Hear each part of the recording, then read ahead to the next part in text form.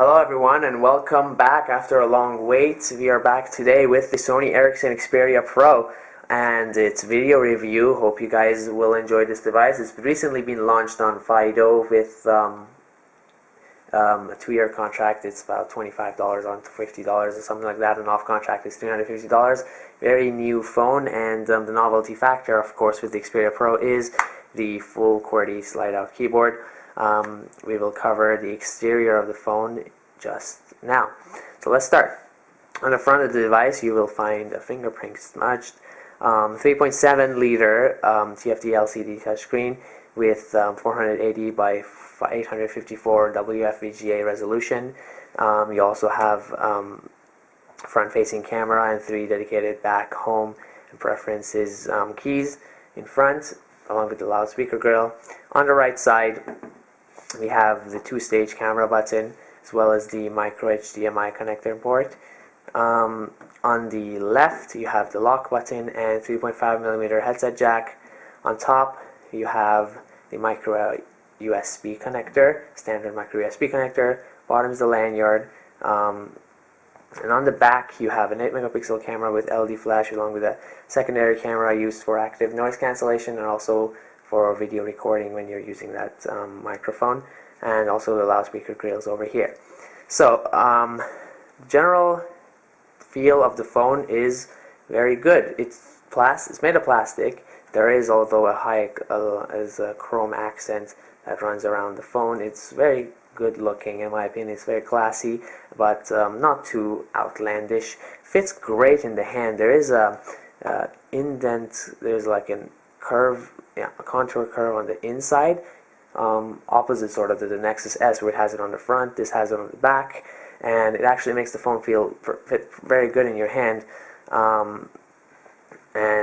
Especially when you're using the full QWERTY keyboard, the 2 thicker areas are right where you hold it, so the middle, and it also makes it feel thinner. It's also one of the thinnest full QWERTY devices. It's only 13.5mm. It's very, very thin, and never have I felt that it was a thick device that I was holding. So when you slide it open, you are greeted to a beautiful full QWERTY keyboard. The keys are very spacious, well laid out. Lots of space and very distinct click on the keys. It's quite an enjoyable experience typing on these keys, and I can even do it without looking at the keyboard. I'm just looking at it through the camera screen. Okay, this is quite the keyboard. I just put an extra Q there. So there's that. I really like the keyboard, and if you guys are heavy users of the keyboard, this is an excellent keyboard to get. There's just one niggle with it, and I'll just show you guys quickly in the messaging application. The symbols key and the language key don't really work here. I don't know why, but they just don't.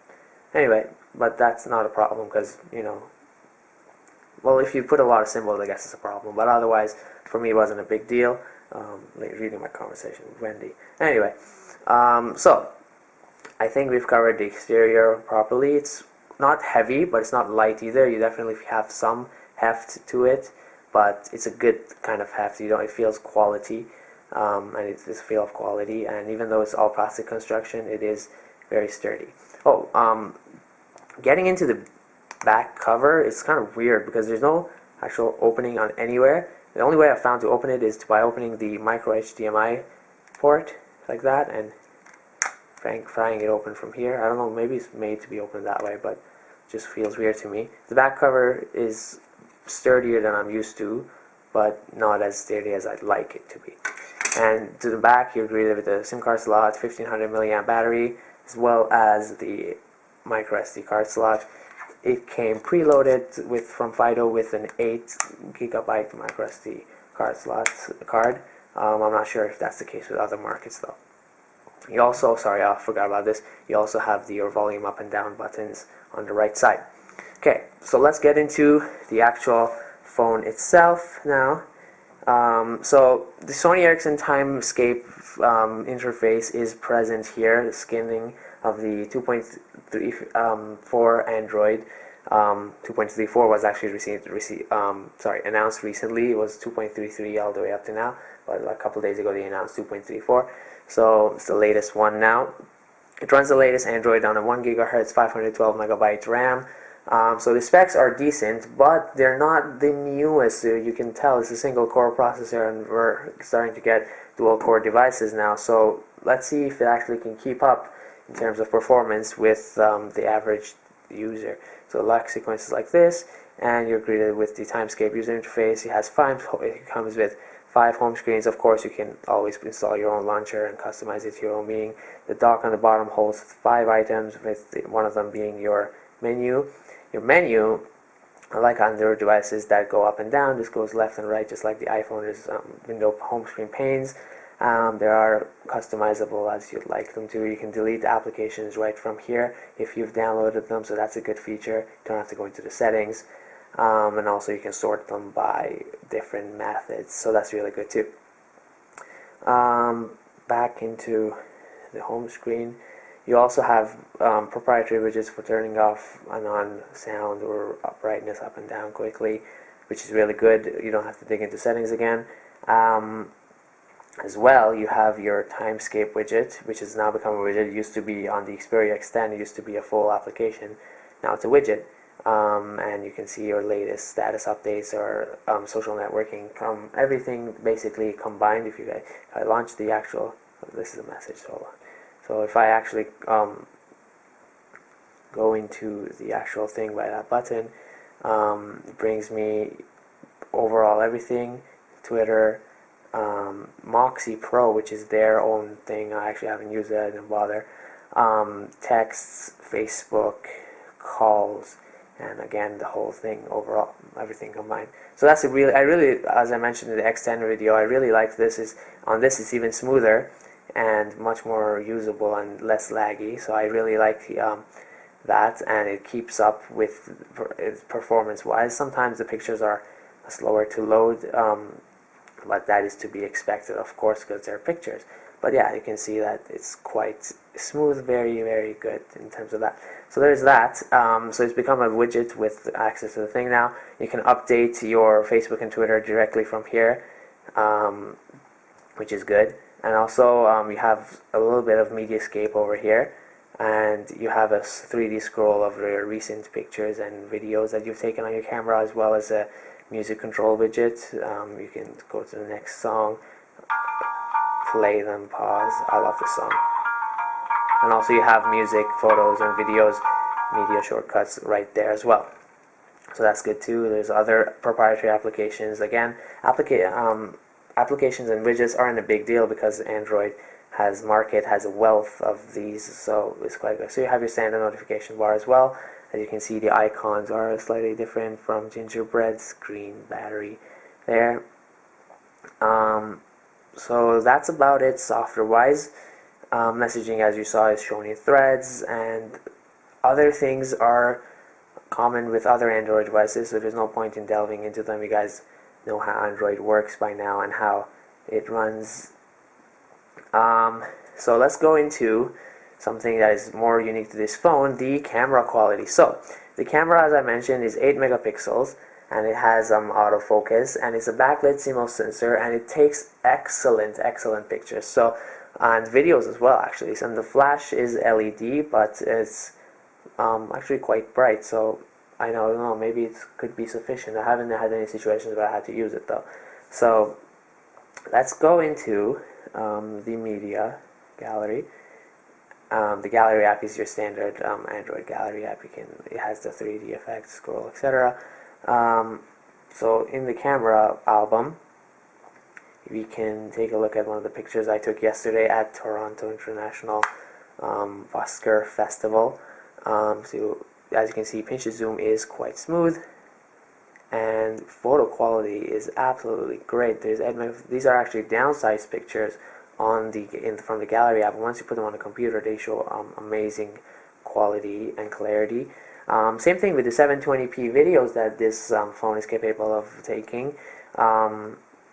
It takes 720p videos at 20 frames per second. Let's turn off that. So it takes 30 frames per second and has continuous autofocus as well. It has a really good amount of resolve detail and color saturation. I would say it's quite better than the iPhone 4 camera in terms of its video recording capabilities. So props to this device, even though it's slightly more work oriented with the full QWERTY keyboard and everything. It still has good multimedia capabilities. So other than this, the web browsing experience, let's check out the browser right there. Go to, where do I want to go to? Let's go to my website for the heck of it. So there it is. I'm running off the Wi-Fi network. It's quite fast to load. Pages scroll smoothly. Pages, actually this is a mobile version. If I go to web version, if I go to the web version, you guys will see that pages are quick to load. They render properly. It is flash capable, and Flash doesn't run as smoothly, but it runs. You know, you don't want it if you're not playing 720p videos in the browser. It'll be fine. And pinch to zoom gestures are very smooth. Actually, it started a bit now, but it feels good when you're using it. Scrolling is quite smooth, and frame rates don't drop as much. So even though it's running older generation processor, well, not older generation, but let's just say not dual core and everything. Even though it's running those, it's quite powerful, and it still manages to keep up perfectly. So in summary, I would like to say there isn't anything else that I'd really like to cover. Everything else is standard Android devices, the applications, everything. Although it does come with, I didn't mention this, it comes with Office Pro pre-installed, being a business-oriented device with the keyboard. And that's a good feature. It allows you to edit Microsoft Word, PowerPoint, Excel, and documents, also view PDFs. So that's good. And other than these, there's not really much more to mention. It has your standard Android affair with excellent picture capabilities and an excellent keyboard with a very affordable price tag at $350 off contract from Fido, which I find to be extremely attractive and very well priced for a device with such capabilities. And to wrap things up, let's talk about battery life. I was, I guess, a little bit hopeful for very good battery life, hoping to get a day and a half or two 2 days of work out of this handset, but Android phones are known for being a little bit power hungry, especially with all the background applications they constantly run. So with medium to heavy usage, I got around a full day. Use out of the battery, sometimes a little bit less than a full day, so like around 8 p.m. or 7 p.m. it would run to 10%, or so I'd have to charge it then, but it's still quite good considering I'm a heavy user. If you're a lighter user, you'll definitely see a day or day and a half out of this device with the 1500 milliamp battery. So that's it for the review of the Sony Ericsson Xperia Pro for today. If you guys have any questions about the device, please feel free to drop me a comment below. I usually reply quite frequently to the comments that I receive, and I try to keep people happy. And that's it for now. Hopefully I'll be back soon with more devices and more videos. See you guys in the next video. Hope you enjoyed.